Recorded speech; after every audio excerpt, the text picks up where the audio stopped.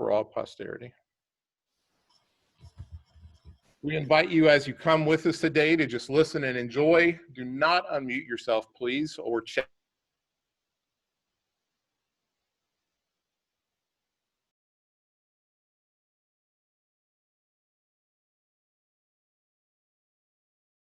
And you just dropped out.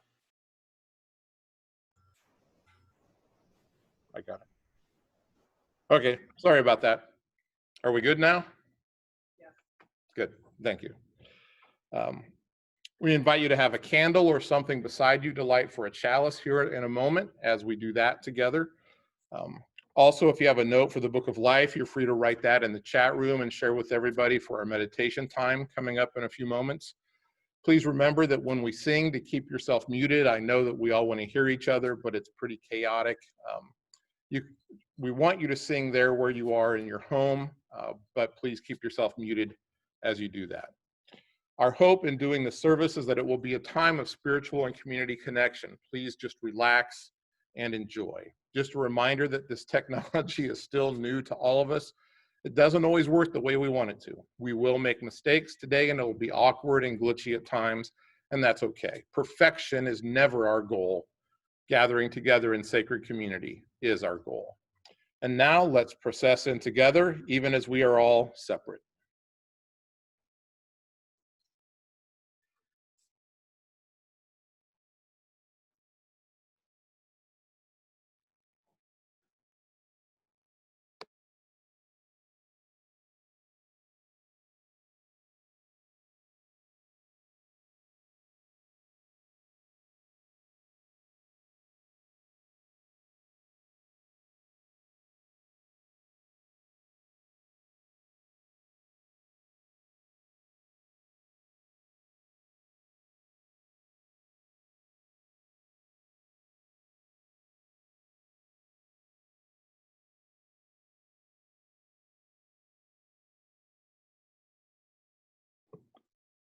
All right, just a moment. We've got to get reconnected. Ginger is here, being our director today, and the Wi-Fi is not being kind to her at the moment.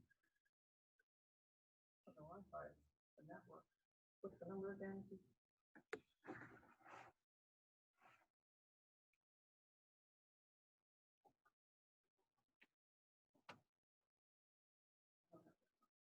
I've got it right here. 935-263-72148.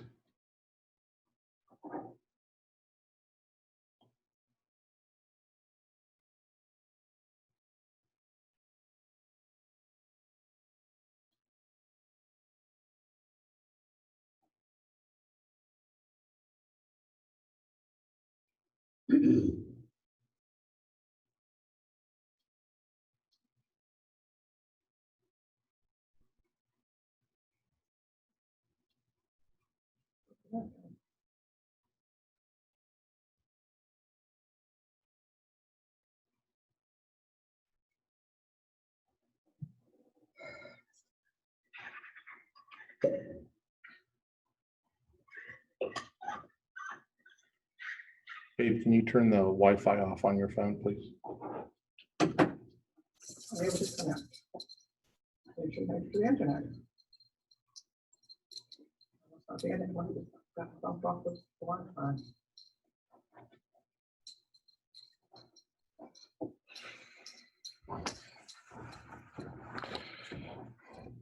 Okay, so I think what we'll do is we'll sing Enter, Rejoice, and Zoom in as we're trying to get Ginger's laptop back on. And I think we know it well enough. We can sing it all together without music, and then we'll go from there.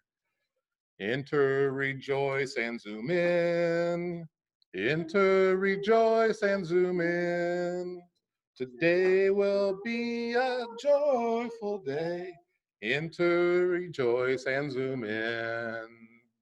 Don't be afraid of some change. Don't be afraid of some change. Today will be a joyful day. Enter, rejoice, and come in. The lighting of the chalice is a ritual that unites Unitarian Universalists everywhere, even when we're in our homes and physically separated from one another. It calls us together at this time as we gather in sacred community, even though we are online. The flaming chalice originally was a secret symbol used to signify a place of safety for many who were persecuted during World War II.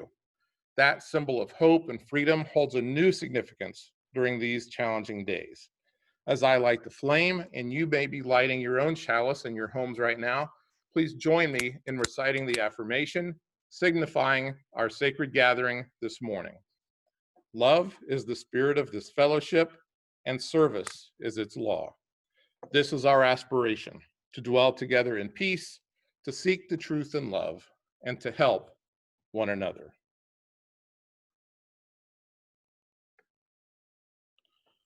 Kay Azar is our worship associate this morning, and she has opening words. Right? Okay. Kay, go ahead and unmute yourself and share, please. Good morning. I'm coming to you from lovely sunny South Bend, Indiana this morning. And as you probably know, we're talking about the fourth source for Unitarian Universalism, Jewish and Christian teachings. So I kind of went back to my roots and found that in the Jewish religion, hospitality is a mitzvah or a blessing that is above almost all else. And the first instance of this is in the Old Testament with Abraham sitting in the front of his tent and seeing three strangers appear. He begs them to sit, to have a drink. He orders his family to prepare a meal for them. And he does this in front of an open tent. They say his tent is open on four sides. And that's the part of the story that resounds with me the most. Being open on four sides leads us to allow everyone into the tent.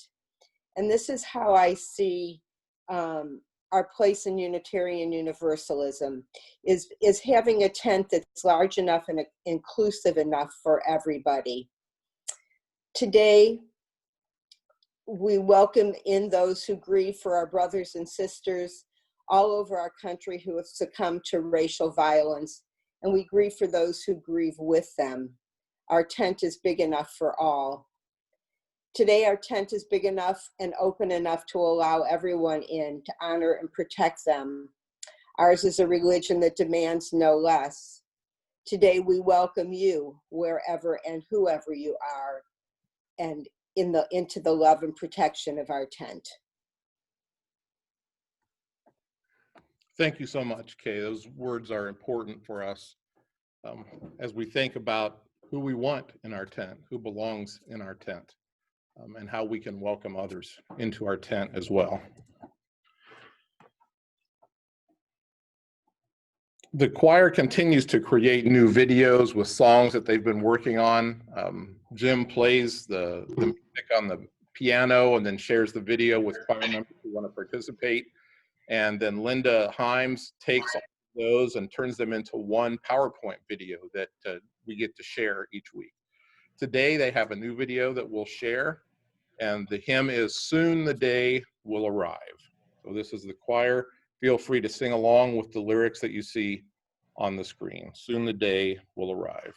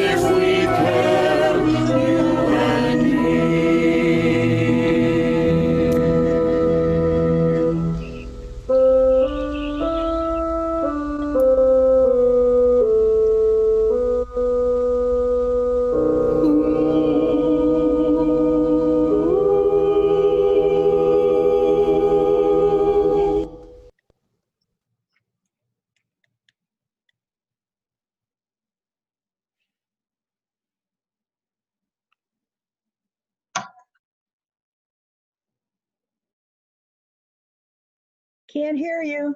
Muted. Thank you for that. Sorry about that. I said something really important too. No, I was just saying thank you again to the choir for that message of that song as we wait and see, we wait and see what a world we can make together. The events of this past week have been frustrating and scary and enraging to watch, and we wonder how long we have to wait. But we continue because we know there is hope as long as we continue to try. At this time, we do the member spotlight, and we've been doing the members of the board so that we can all get to know them a bit better. Herb is with us. He is the secretary for the board, and Herb will spotlight you, and you can tell us a little bit more about who you are. Okay. Can you hear me is the first question. Yes. Okay. All right. I'm sure you were all very disappointed last week at not being able to hear my words. You will probably be disappointed after you hear them too, so don't worry. Okay, I'm Herb Levin, and I have the honor and pleasure of serving you as secretary of the UUFCC board. I was born and raised in Philadelphia. Dad sold men's clothing. Mom was a legal secretary. My only sibling, an older brother, and I attended an all-boys, all-academic high school. I know that's hard to believe, and graduated, and then moved on to Temple University, where I majored in Spanish and minored in French. This was justified by my total inadequacy in math and science. I later acquired an MA in English linguistics at George Mason University in Fairfax, Virginia. Wow, 20 years and 5 lines. Now what do I say? All right, to avoid going to Vietnam, my first employment upon graduating Temple was as a 5th grade teacher in the Philly school system, which offered occupational deferments. Working in the ghetto was an eye-opener, enhancing my appreciation of social inequities. I delved into Latino culture by marrying a Nicaraguan woman. After 3 years of teaching, we decided to give Nicaragua a try for living, and with our 9-month-old son, drove from Philadelphia to Nicaragua. It was a leisurely trip, allowing for stops in Mexico, Guatemala, El Salvador, and Honduras. This was 1970. Pre-drug wars, not a wise thing to do today. Upon arriving in Nicaragua, it was easy to find jobs teaching English. After a couple of years, we went into cotton farming. The distinction in social classes had always been marked, but was even more so in agricultural undertakings in a country where the military was ever present and heavy-handed. 3 more children came along, and a bilingual school came to fruition. Unfortunately, the makings of a revolution were also sown. Literally, you can only keep them down on the farm for so long. Excuse me. People were weary of poor education, poor healthcare, poor housing, poor governmental representation. Does this sound familiar? Well, I really had no intention of returning on a permanent basis to the States. In 1978, it became apparent that physical danger was all too likely. I drove back to Northern Virginia, where relatives lived, and the family soon followed. Teaching English as a second language was a new need here, what with the boat people from Vietnam coming in, and a local high school was where I started and stayed for 28 years until retirement. Interest in UU started in the mid-'80s when I visited a congregation where a relative attended. It was just like what you see here. But circumstances such as divorce, loss of parents, remarriage, all interfered. Not till moving to Florida in 2005 did I find, or was found by, UUFCC. It has become a major part of my life, chairing the Social Justice Committee, singing in the choir, serving as a trustee, but mostly working with and for the members and friends of this community, as well as the one that surrounds us. 4 kids, 9 grandkids, Carol, UUFCC, quite a life. This was the briefest story of my life. Want more? Just ask. Plenty of time for stories these days. Thank you. Indeed. Thank you so much for sharing. It's great to be able to get to know our members a little bit through these moments that we share. So thank you for doing that. At this time, I want to invite us into a moment of silence. A moment of meditation, a moment to take a deep breath and a bit of not a respite from the events, especially of this past week in our country, but a moment to concentrate on what those moments mean, a moment to concentrate on how they affect us, our loved ones, the community, and the country that we're all a part of and that we love so much. So I invite you during this time to meditate, to have a moment of silence. Take a look at what some folks have written in the chat room as far as things to share. If you have a feeling, a word, or just a very brief phrase that you'd like to share, I invite you to do that. I see that a couple of you have mentioned just how tense you feel, how hopeless you feel during this time, and you're wondering what to do. We're going to talk about that in a few minutes. But for now, let's have a moment of silence together, and after a minute, we'll come back together and sing Spirit of Life. Let's have a moment of silence.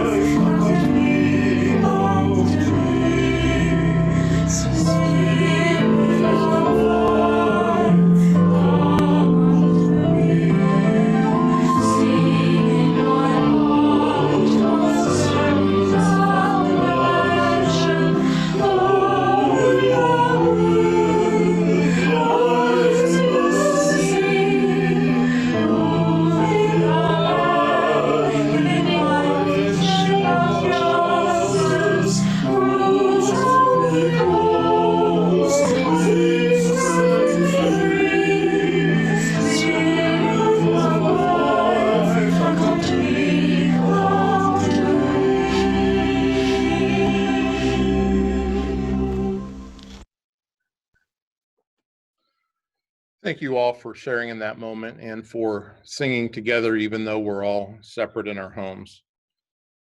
As Kay mentioned, today we are talking about the fourth source of our living tradition, which talks about the source of the scriptures of Christian and Jewish writings that call us to love our neighbors as ourselves.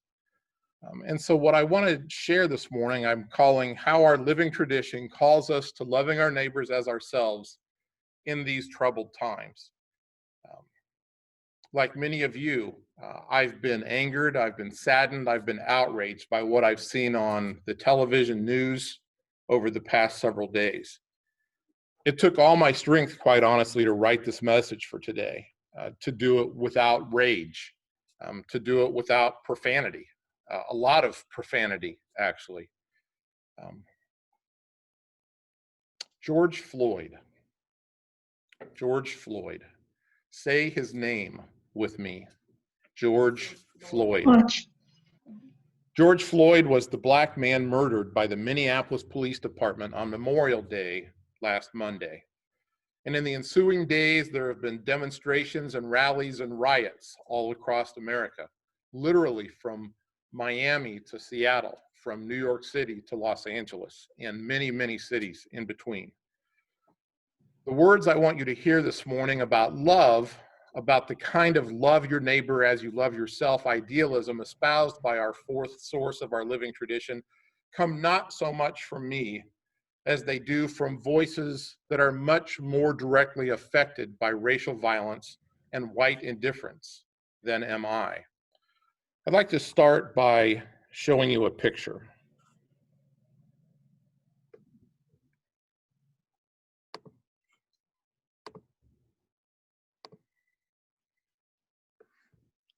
That's a picture of my daughter and my son-in-law. My daughter is a brilliant writer. She's a social media guru. And I'd like to share with you something that she wrote out of her own fear this week. I've cried so much today. I could barely make it through work because any second my mind drifted off to work, drifted to George Floyd, to Ahmaud Arbery, to Omar Jimenez. I feel completely hopeless. I do not feel proud to be an American. I feel terrified. I do not want my Black husband to go for a run, or to go for a drive, or to walk down the street, or to spend money, or to even just be in our home. Because doing any of these things while being Black means he could die at the whim of anyone who thinks he's a threat. My husband, the love of my life, a threat? He is the kindest, gentlest, most caring person I know. He's wonderful.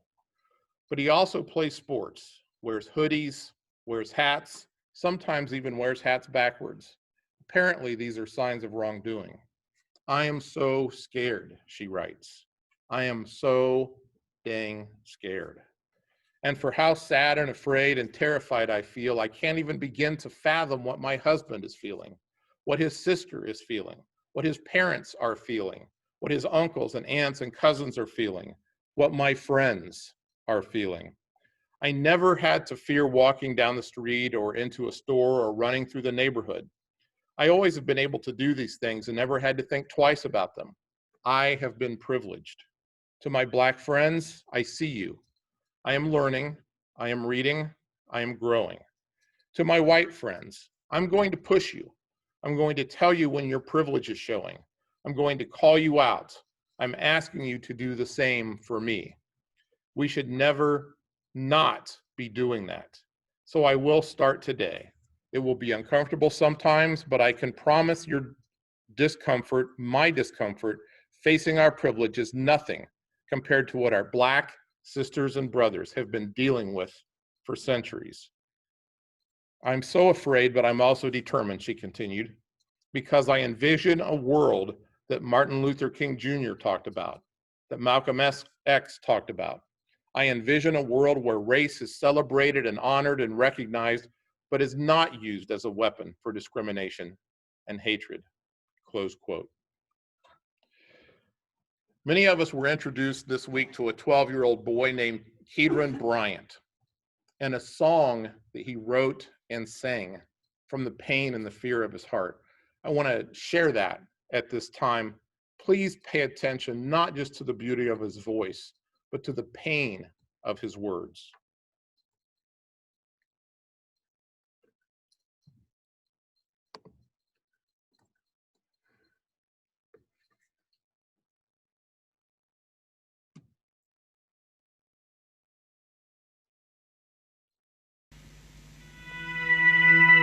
I'm a young Black man doing all that I can to stand. Oh, but when I look around and I see what's being done to my kind, every day I'm being hunted as prey. My people don't want no trouble. We've had enough struggle. I just wanna live. God protect protect me. I just wanna live. I just wanna live.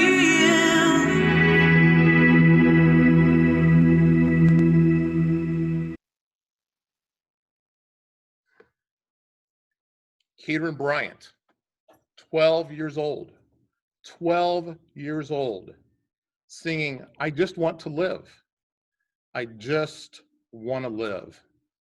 What were you worried about when you were 12 years old? I'll bet it wasn't walking down the street and getting shot for no reason. I'll bet it wasn't going to a store and getting pulled over or getting arrested for no reason. I bet it wasn't being concerned about any of those issues. I also saw this story as well. I ordered through DoorDash. Are we okay? Okay.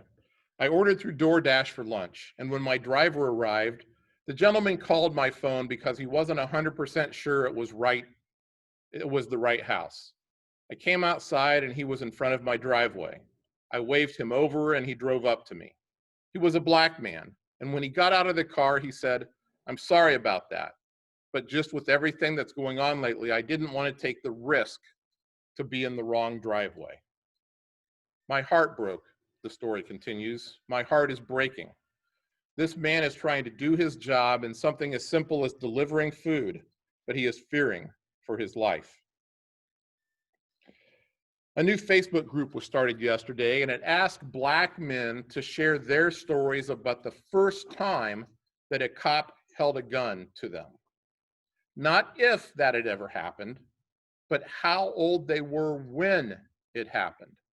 Hundreds and hundreds of responses so far to that group. Let's face it, the United States is now and has always been a racist military state. You need proof? Think about this. How were the police dressed in the videos that you saw of the protests this week? Full body armor, combat gear, assault rifles, tactical weapons, armored personnel carriers, bulletproof vests, all paid for with tax dollars just in case the police ever needed them. But in those same cities all across America, with the same exact taxpayers, the same exact tax dollars, their public hospitals have doctors and nurses who have been on the front lines fighting a highly contagious and overwhelming pandemic for the past 3 months without proper personal protective equipment, often using shower curtains when they run out of medical gowns, handkerchiefs when they run out of N95 masks, because our government couldn't afford to have enough protective gear just in case. That is the definition of a police state that values buildings and physical assets over people. If you're not sure you believe that that's really bad for Blacks in America, let me ask you a question. Would you be willing to change places with a random Black man in America right now? Would you be willing to change places with a random Black man in America today? If not, why not? Your answer shows that you are aware of the plight of Blacks in America.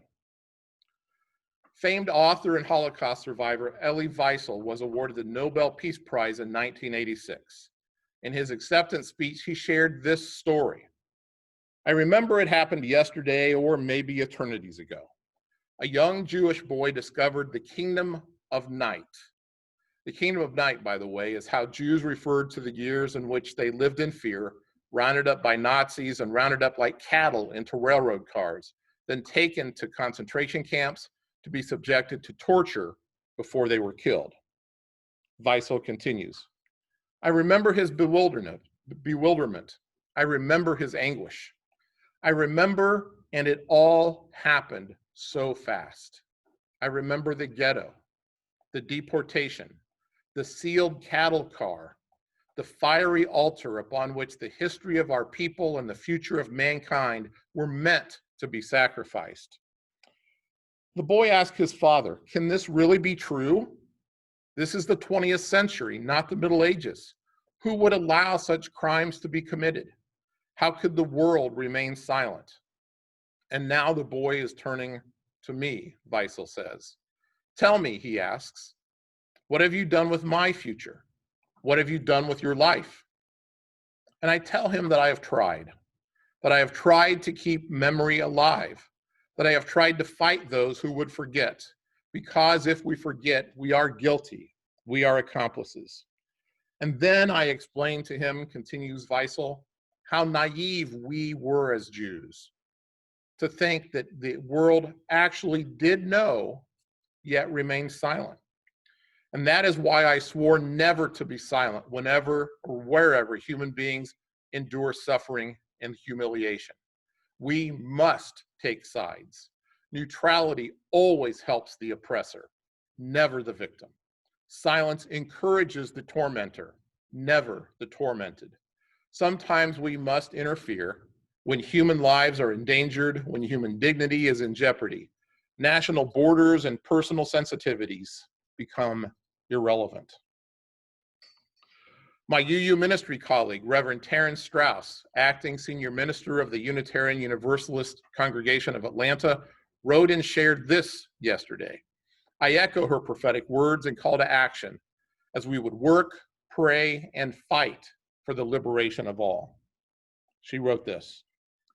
As a multiracial Unitarian Universalist congregation, we condemn the acts of racism and white supremacy around the country this week and before.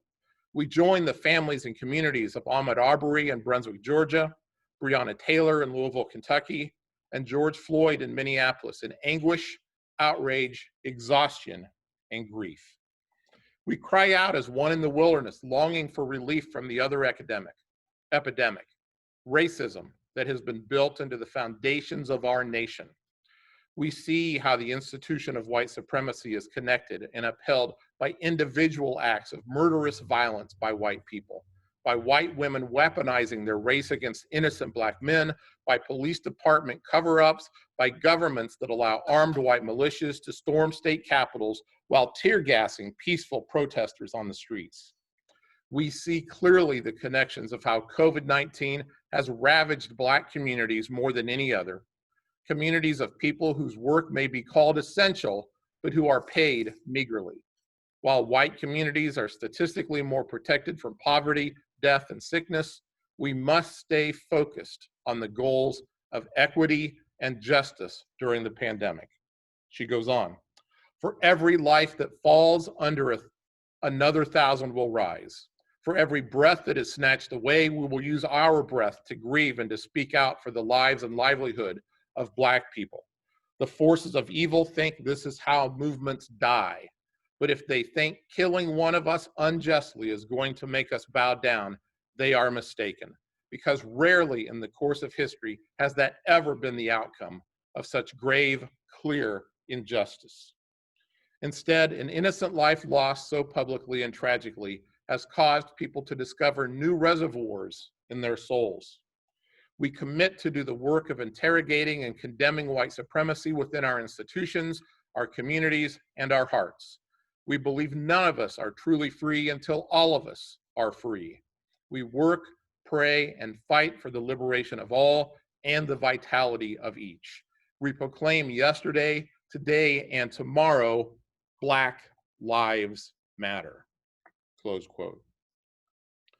Black Lives Matter. We often say that, but do we mean it as people who claim to be white allies? Black Lives Matter. We have a banner hanging on our building just outside this door that says so. A faded, tattered, weather-worn banner. Yes, one source of our living tradition is the Jewish and Christian scripture that calls us to love our neighbor as ourselves. But what does such love mean? What does such love look like? How do we act in love while recognizing the fact that white supremacy, white privilege, white fragility still to this day course through the veins of our white bodies, whispering to us, sometimes yelling at us to just let someone else handle it? Love requires us to care. White privilege tells us to be reticent. Love requires us to take sides. White privilege tells us to take the safe middle ground. Love requires us to act. White privilege tells us to ignore. Love requires us to speak out. White privilege forces us to be silent. Love requires us to march alongside those who are victimized and oppressed. White privilege moves us to sit on our safe asses, on our safe couches, in our safe homes. Love requires us to understand that the fate of Black men and Black women is indeed our fate as well. White privilege tells us that they are making excuses. They should just pull themselves up by the bootstraps and stop asking for handouts. Love requires that we do something. White privilege allows us. White privilege allows us to do nothing at all. After all, it's not our problem. So what can we do? These protests we've been seeing over the past few days are Miami and New York and Philadelphia and Chicago. They're not here in Charlotte County. They're not close to our homes where we live. There are many things that we can do, actually. Some of them maybe you've seen on different websites or on Facebook or in other social media posts in the past couple of days. I want to emphasize a few of these ideas. Most importantly this year is vote.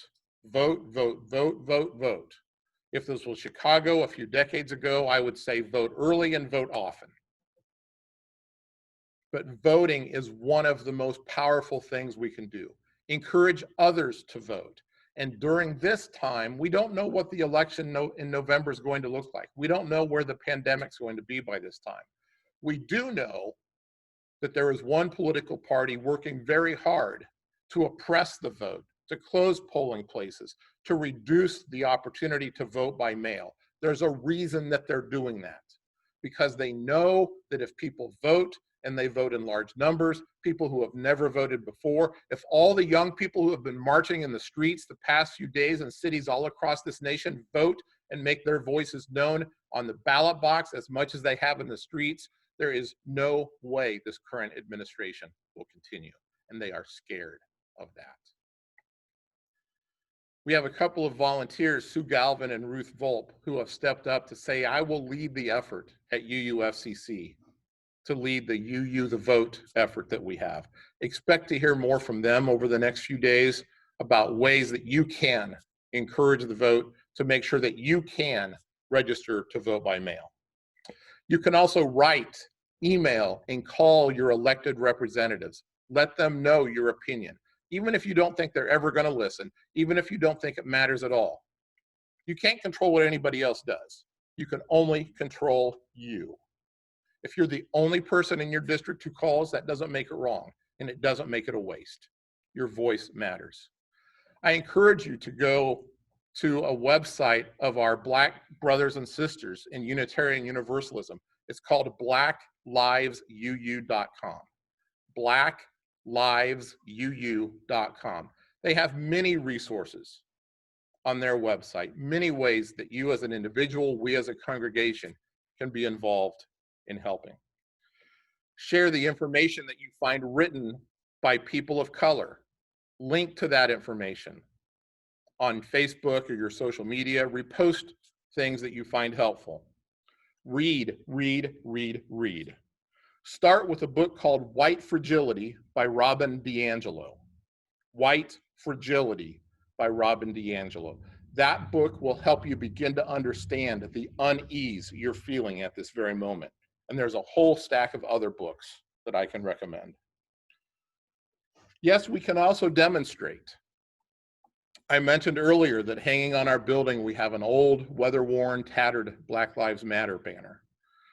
In a closet here, we have a brand new Black Lives Matter banner that we got back in February and just have never had a chance to put up. Maybe some of us can gather on a very busy corner here in Charlotte County and hold that banner up for a couple of hours, just to let people of color in Charlotte County know that they have white allies here at UUFCC. If you're interested in doing something like that, please send me an email so that I can know who might be interested and how maybe to organize something like that. I want to share the words of Elie Wiesel once again, words that remind us that to be silent is to be complicit. He said during his Nobel Prize acceptance speech, "We must take sides. Neutrality always helps the oppressor, never the victim. Silence encourages the tormentor, never the tormented." Amen, and may it be so. Kay has our closing words.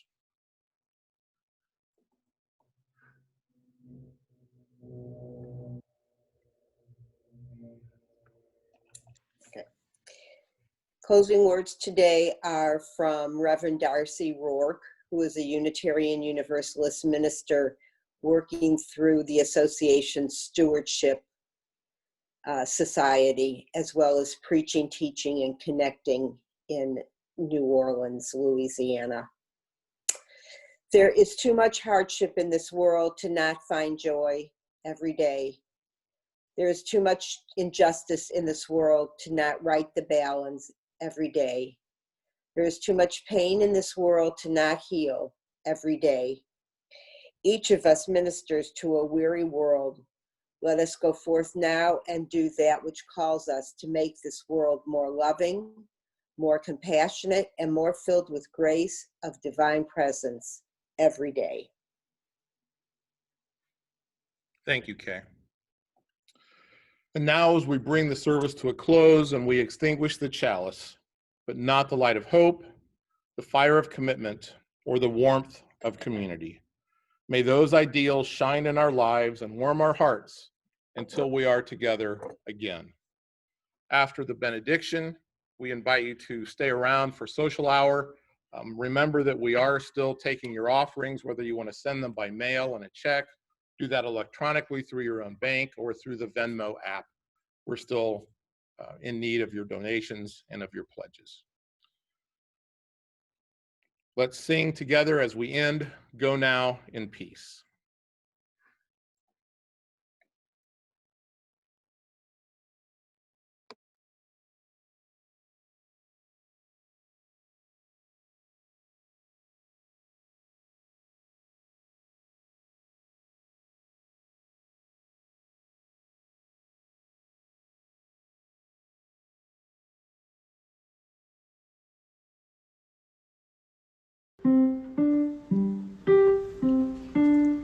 Go now in peace, go now in peace. May the Spirit of God surround you everywhere, everywhere you may go. Go now in peace, go now in peace. May the Spirit of love surround you everywhere,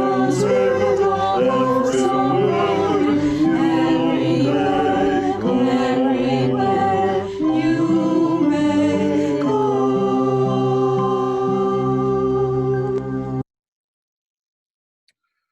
And now, as we close our hour together, I encourage you, as always, to be a blessing to everyone. Be a blessing to yourself during these times. Thank you for being here. And now we'll hang around for social hour. If you'd like to chat with each other and talk about life, say hi, just to check in, it would be great to do that. Thank you for being here, and we'll see you next week.